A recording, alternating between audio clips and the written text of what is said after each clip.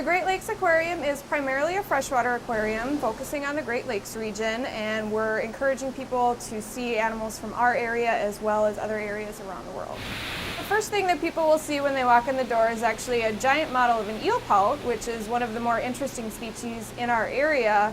And from there, they'll be able to look at different ecosystems and habitats in the Great Lakes area, and they'll also be able to see some saltwater fish and some Amazon River fish. When the elevator doors open onto our lower level, you would normally see our holding area. Any new animals that come to our facility are quarantined for 30 days just to make sure that they're healthy, get them eating the kind of food that we like to feed, and just keep an eye on them. And we also have our main life support systems downstairs that basically cycle and filter the water in these big tanks behind me. So the volunteer dive program here is people volunteer to dive and feed our fish. And it's actually a pretty fun experience. What they do first is prep the food for the fish that they're going to feed. Gotta have some shrimp. They peel shrimp and get the smelt ready in bags so that they can just bring it down and feed the fish when they get in the tank. To be a volunteer diver at the aquarium, we do ask that you come once every 3 months, and you will need to be PADI certified and have 10 cold water dives under your belt because our tanks are quite chilly. The actual temperature average in the lake is 39 or 40. You'll go down to the bottom and there'll be a big dive show that people will watch you feeding the fish. Here they come.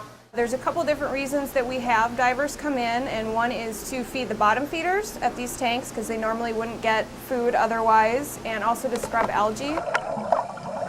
People are really fascinated by scuba diving, always have been. It's a really interesting concept to be able to breathe underwater, and especially when you have people that can come in our tanks and actually interact with the fish. We have especially our big sturgeon in these tanks actually look forward to the divers coming down. They'll come and suck on their heads, and you know, it's a lot of fun, and kids like to be able to see that person underwater being able to breathe and move around. Got my hair wet. Well, that's done.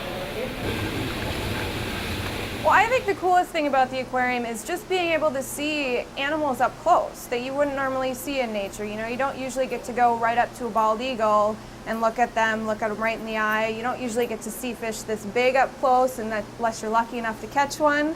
It's just a really neat experience to be able to see them interacting and not be intruding on their space.